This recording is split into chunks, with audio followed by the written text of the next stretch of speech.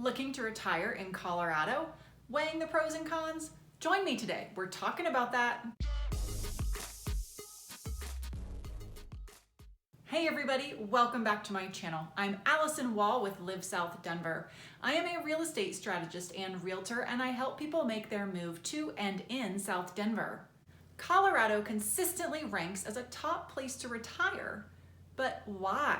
When these lists are made, it's not just all about how pretty Colorado is. The research is taking into account access to healthcare, the number of seniors that live in the area, recreation, the cost of housing, and the relative tax burden for retirees as well. All right, let's just jump right into the pros of retiring in Colorado.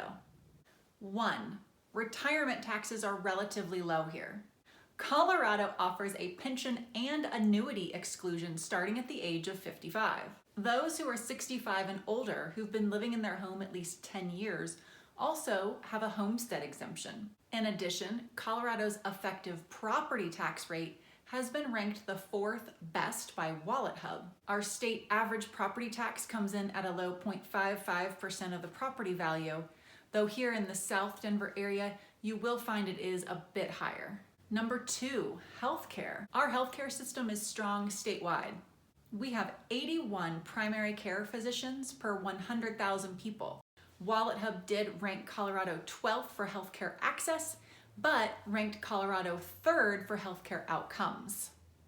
The third pro for retiring here in Colorado, there's a place for all incomes. While the Front Range is densely populated, which contributes to a higher cost of living, particularly in the housing arena, much of the rest of Colorado, including areas that are just a short drive outside of the city, have a much lower cost of living and particularly cost of housing.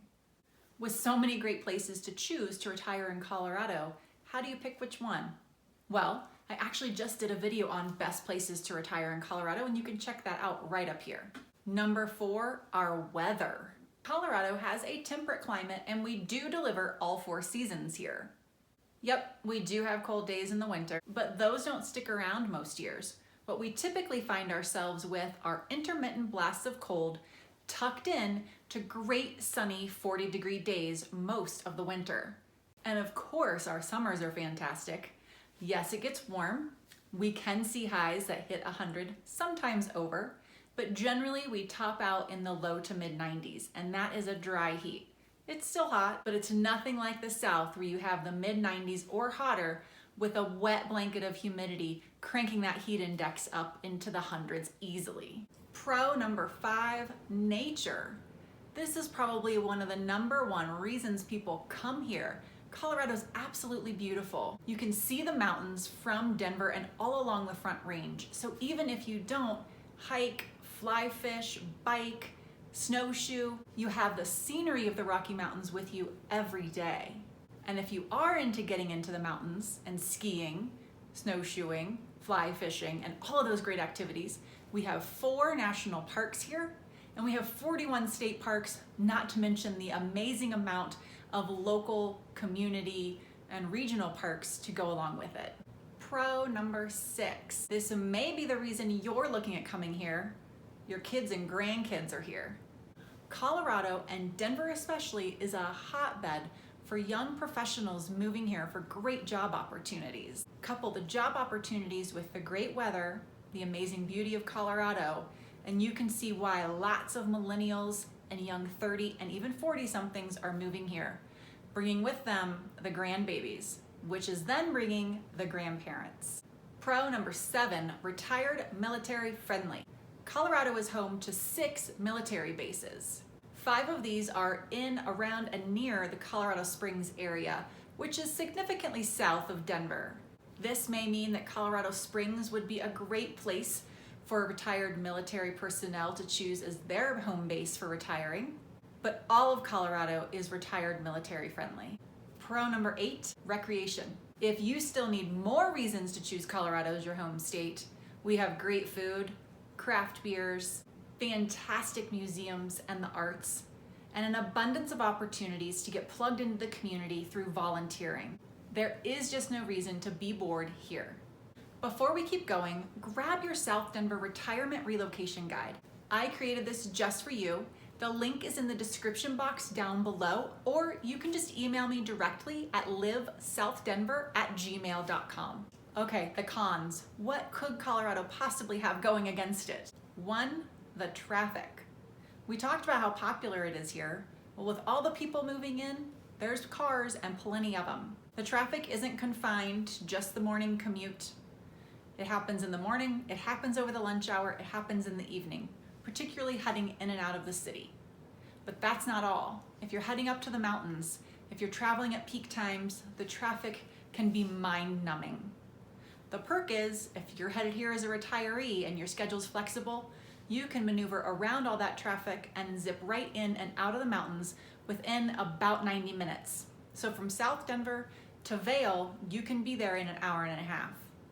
Now, if you go and watch my best places to retire in Colorado, you'll see there are areas outside of the Front Range where you can retire, and you'll be against or outside of the traffic of the Front Range or Denver. So it may not even be an issue for you.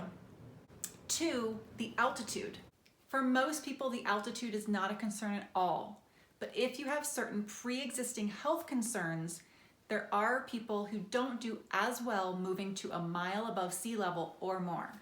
Those health concerns include pulmonary conditions, COPD, CF. But if you're moving here from sea level, you should probably just chat with your doctor first if you have a pre-existing condition.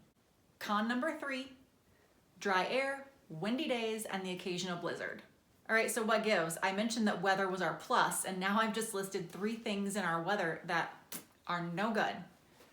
Well, it's not like the weather's great every day. We really do have dry air.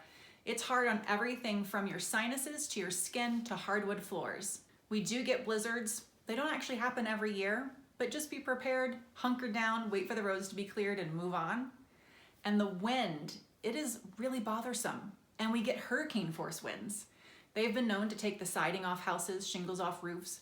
More than likely, it's probably just gonna push your trash can way down the street, and you're gonna be hunting for it if you don't have your name or house number on it. Number 4, cost of housing. Out of 75 major US cities recently reviewed, Denver came in 20 on the list for being most expensive. Number 1 was San Francisco and was 2.25 times more expensive than Denver. And the gap between Denver at number 20 and El Paso, Texas at number 75 was not nearly as wide. Denver was just 1.8 times more expensive than El Paso, Texas. But much of the difference in the cost of living in these cities is housing. Due to our popularity here in Colorado, specifically Denver and along the Front Range, there's just more demand than there is supply, and it drives up our housing prices. We would love to have you here though, so how can I serve you? If I can answer any questions for you or make a plan to show you around South Denver if you're headed this way, please reach out. My contact information is in that description box down below. I put out new videos every Thursday, and I can't wait to see you next week.